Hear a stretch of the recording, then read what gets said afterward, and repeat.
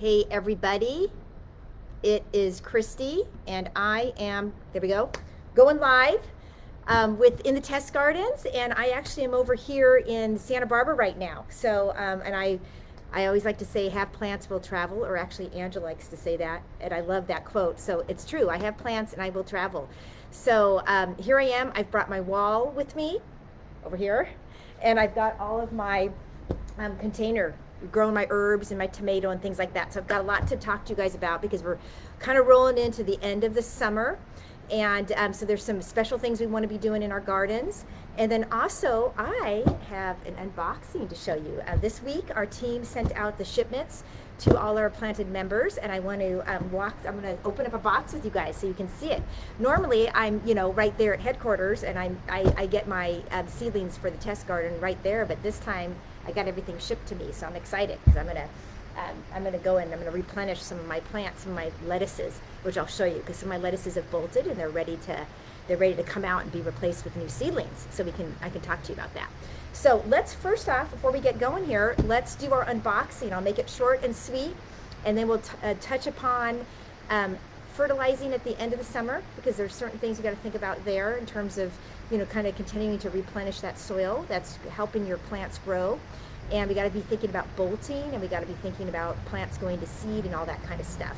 We also have to think about what to do with tomatoes, because as we get into the end of the summer, early fall, they're going to be putting a lot of their energy into producing that fruit. So we got to, what can we do to help them with that? So very good. Let's do the shipment. So this is one of our just basic shipments. This is going to have 6 seedlings inside with some other goodies, which I'll show you. And this is kind of a very typical, especially when you're first getting started. This is kind of what a lot of people will do. They will start in containers like this. See, I'm growing a basil right now. They'll start in small containers like this, and then they will move up into the wall. So as they get more confidence, and really so much of it is a personal thing. This automates a lot of the watering and a lot of those kinds of things that you don't have to worry about. And it's on wheels, so you move it around. These are just real pretty to kind of decorate and move around, and they're just kind of, a little simpler, but you do need to obviously water them. What's really interesting in terms of a difference between Santa Barbara and Northern California, Los Gatos, where I'm more inland, Santa Barbara here I'm coastal, and I don't have to water as much. In Los Gatos, where it is 90, not very typical to be 90s during the day, or 80s consistently, I'm watering my plants every morning. In the morning, I water them every morning. Here, I'm probably doing it every 2 to 3 days. It's just not as hot here, and the soil's not drying out as much. So I do notice, though, different types of insects. So over here, caterpillars. I am getting caterpillars. I have more aphids up in Northern California, but here I have caterpillars. And oh my gosh, you guys, we will post it later on for you. But I got that caterpillar that's like the tomato horn caterpillar. Oh God, I've been so lucky I've never had that in Los Gatos, up in Northern California. But let me tell you, it's down here, and it decimated my tomato plant. So here's my tomato plant, and it was nice and happy and growing, but I've already cut off a lot of the growth, but it just sat there and just started mowing through. This plant was like out to here, and it just mowed it down. Remember, this is a micro tomato, so this never really gets more than 12 to 18 inches high, and it just keeps pumping out the fruit. But that caterpillar got in there, and before I knew it, they within like a day, they could just mow through the whole thing, and he was big. So I'll post a picture for you. But okay, let's do our unboxing. Here we go. Here we got it. We're gonna open it up. Let me get my okay.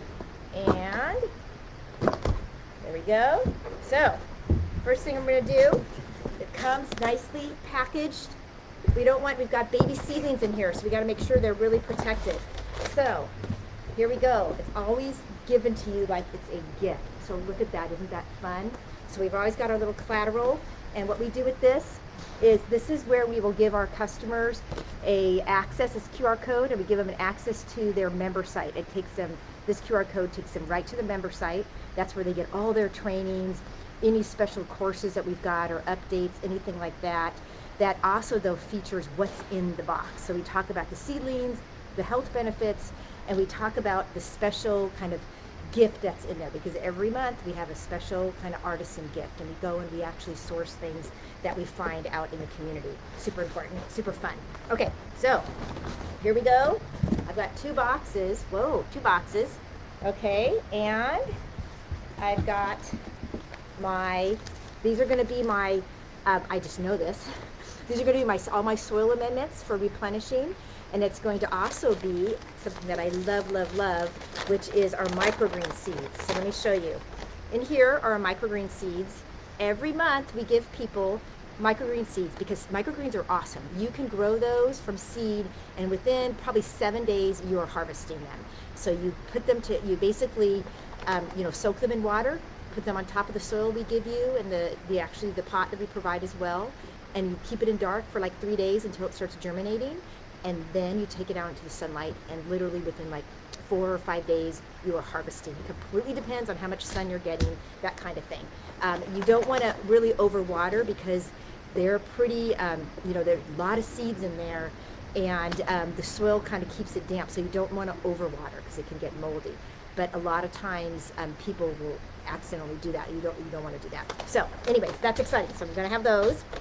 The other thing we've got in here is I've got my mycorrhizal fungi. This is such a great key ingredient for helping with transplant shock, but also for helping those roots get established quickly. It helps extend that root's reach within the soil. So in a lot of research that's been done, mycorrhizal fungi can help a plant take up to 75% more nutrients. And that's because it's extending that root surface area. So super important. So we always provide that. Worm castings. Okay, these are really important. This is, I talk about this a lot. This is like liquid gold, you guys. This is, remember, the soil, we want to feed the soil and make the soil really healthy, because that is absolutely what is feeding those plants. So those roots are taking up all those important nutrients. They're sitting in the soil. And these worm castings are what's helping make that possible. So there's tons of microbial activity in that soil. It is breaking down the nutrients in the soil so that the microbes are breaking down all of these organic nutrients sitting in the soil, and it's basically changing it, transforming it into a form that the roots can take up. So the microbes are super important, and this microbial activity is sitting here in this worm casting, really important. Also, this is a perfect pH of about 6.8, 7.0, which is perfect pH for soil. So the worm castings do all sorts of things. So we give this to our members every single time, super important. A lot of times too is our members busy. We're busy people, not just members, everybody's super busy, right? And so you don't have time to go, oh my God, I got to go find worm castings. Where am I going to get worm castings? So we just provide all that for you. And we also provide, especially this time of year, this is kind of important. This is an organic transplant mix, and basically it's fertilizer mix, and it's all organic. It's marine-based fertilizers. You've got sea kelp in here. You've got crushed oyster shells. We've got a little bit of alfalfa meal. So this is a very low number. So the nitrogen, phosphorus, potassium, NPK, low numbers, but it's just kind of helping bring some more nutrients back into the soil. Because remember, we are growing, oops, things are flying. We are growing in small pots. So we have to make sure that we're helping kind of replenish that soil with the nutrients so the microbial activity can keep going. What will happen oftentimes is you will find worms appearing in your soil. That is a beautiful thing. You do not want to upset that balance, because at that point that soil is balanced and the worms are doing their thing and it's happening beautiful. And you'll know that because of the performance of your plants. And you can see behind me, my plants are really happy, vibrant colors. They're very, very happy. Okay, so, and the last thing in here is more seeds. So I've got, each time we basically give enough seeds so that every week you can be planting these seeds. So every week you have microgreens that you are harvesting. Okay, now let's get into the plants. I'm going to open this up, and I'm going to open up this mailer, and inside here we've got our baby seedlings. So what do I have here? I've got a red kale, and I just love how this is just nicely packaged for everybody. So we just kind of open this up. It's labeled so people know exactly what they're getting, and then when they go to the member site, they're going to read up on that kale and understand. So here we go. Here is my kale. Can you see that? Super happy. Look at those leaves. Nice and bright. Can't wait to get that in the wall. We've got a parsley. Okay, there we go. Herb parsley. Sorry, it's kind of bright, so it's kind of hard to see. So we open this guy up. And this guy is right here. Whew, see that? There he is. Again, nice green foliage, and you'll notice these seedlings are a nice size because, and that's important because we really want to get people to success quickly. So we try to make sure that they are at a size that you are gonna be able to like get to harvest pretty quickly. So here's a chives. Look at that guy. Wow. Okay. So yeah, I probably can go ahead and harvest that. Cut this back.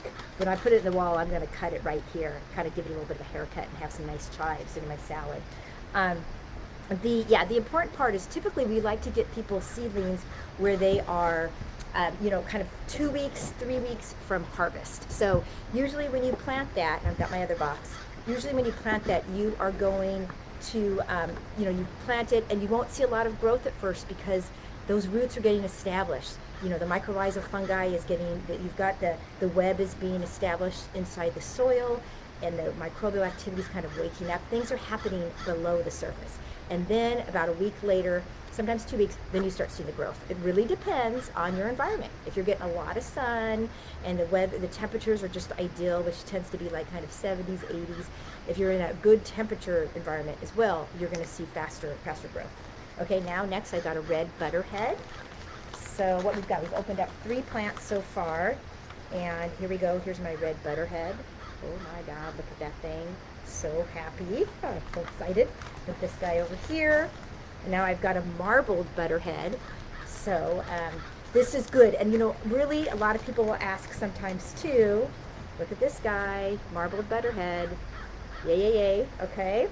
And a lot of people will ask as well, like, okay, what kind of seedlings should I be ordering? Because we have different themes and things like that. And a lot of times, I will say it really kind of depends on what kind of, culinary foods you like to make. So some people just want to have smoothies. And if they want to do a lot of smoothies, then you want to be growing a lot of leafy greens, romaine, parsley, cilantro, spinach, the things that will go really well in smoothies. And then if you tend to be more of a salad eater, then we say, hey, you know what, you're going to want to be mostly growing some lettuces. And on this kind of wall, you've got 18 on one side, 18 on the other side, so you could be growing 36 plants. So if you're a major salad eater, I would say you would have all lettuces so that you are harvesting and grazing, because you're basically grazing off the wall, taking a few at a time, or in the containers, imagine this in a container as well. And so it really kind of depends on the kind of, food you like to eat. Okay, here we go, and here is a leaf lettuce. Isn't that beautiful? So here we go.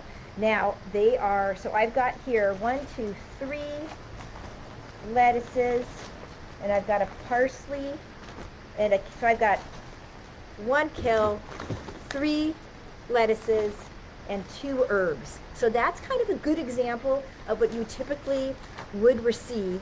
If you're just getting your 6 seedlings and you're just kind of growing, you're kind of getting started and you're learning what to do. 6 is a good number, but we go up to, as much as 18 a month, and we even have that member shop. So remember, members, go into the shop. If you need more seedlings, you can order more seedlings, you can get more fertilizer, really worm castings. When I say fertilizer, I'm talking worm castings, because that's really what you want to be getting. And pots, all that, soil, that kind of stuff. So let's talk about fertilizers, since I'm talking about that. Everything we do is organic, and now as we're getting into the end of the summer, what you want to be doing is this time, so what are we, mid-August right now? Oh my God, we're almost past mid-August here. You want to probably be doing your last kind of fertilizer dose. And what I mean by fertilizer dose is I'm talking about fish emulsion. We talk a lot about that with our members, which is fish emulsion is key. It is a wonderful liquid, I like to call it liquid gold, but you want to kind of be doing your last dose of that. And we provide our members something called Agmino, which is basically we call it Nitro Booster, and it's very much like fish emulsion. It just doesn't smell. And so fish emulsion can smell. And so what we do, it's water soluble. We put it in our water basin, and it just actually filtrates through the planted wall system. Or if you have, obviously, your containers, you would put it in you would put it in your watering can, dilute it in the watering can, and you pour it on your pots. So, but this is the time of year that you really kind of want to be doing your last dose of that, because as we move into the fall, we want to be careful of putting too much nitrogen into the system. Now, if you're growing, which we are, mostly lettuces and leafy greens, just you want to keep the doses low, the nitrogen, phosphorus, potassium. You want to keep that a little bit low, right? You don't want to over-fertilize. If you over-fertilize, they're going to grow fast. They're going to start bolting. And so we don't want that. So we just want to make sure we're kind of easing down as we go into fall. Super important. For these guys, you don't want to be putting a lot of nitrogen into the soil here for the tomatoes because you want them to be concentrating on not green production, not the leaves, but actually on the fruit production. Okay, and that's the same thing for your peppers. I think I've got a pepper here. Yes. There we go. Here's a pepper. Look at this. This is like a fun little jalapeno pepper, and I've got 3 that are nicely forming, and now I'm just going to wait. They're going to turn a little bit red, and then I'm going to harvest them. Probably in September I can harvest them. And then we will have all sorts of fun with peppers in terms of what things we can do with them. We'll talk about it. So that's that. Okay. So let me just kind of talk about some things that you should be doing. As I go around and I look at my my garden, this is a Thai basil, and this thing is happy. It's been growing a lot. But see, I've got some flowers. And I just want to make sure that I'm continuing to cut those down. So see this one? I'm going to go down one root branch. I'm going to go down one root branch. I'm going to cut right here. So I just want to do that because once it flowers, it's going to, this happens with a lot of plants, right? It's kind of telling the plant, life's over, we're going to seed now. And you don't want that to happen if you want to continue to produce foliage. So I just keep cutting it back. Okay, what else do I got? Oh, I wanted to show you, before we nod off here, I'm going to show you some plants that are bolting. Here we go. Here is a marbled butterhead. That's backwards. Sorry, I'm always... There we go. Okay, so see, this is a great example of a beautiful, well, actually, this is a romaine. Yeah, a beautiful green romaine, but it's bolted. So you see, and you can tell, in the middle of it, it's going up, up, up, up, up, up. So what I'll want to do is I'm going to want to cut it down. Now I have been harvesting it. You can see down below here I've been grazing it, as I like to say, which is just a constant, harvesting that you do. You just take a couple of leaves, always on the outer side. I'm just taking 2 to 3 leaves at a time, making salads. But once it starts doing this, I want to do a final harvest. I'm going to cut it here, okay?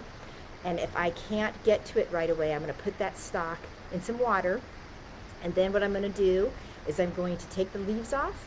I'm going to rinse them, water them off, and then I'm going to layer them in some paper towels, and I'm going to put them into my refrigerator in a little bit of plastic bag in the refrigerator in the vegetable compartment, and that's going to preserve these. And actually what you'll find is they stay fresh way longer than if you were to buy some at the farmer's market or at the grocery store.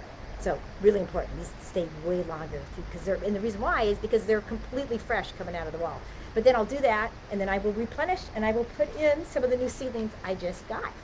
So the one thing that I did not show you, because I don't have it with me, and that is our fun gift that we gave this month.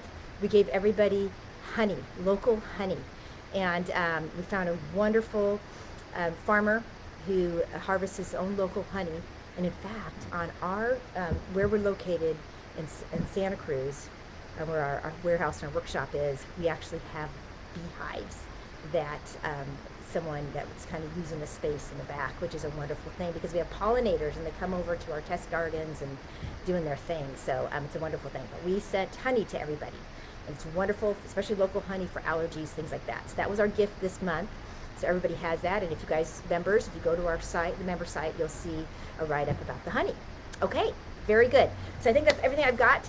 Make sure to DM us if you have any questions. Members, if you've got any questions about things growing in your wall, make sure to take pictures and send questions into Planted MD, and you can get custom feedback.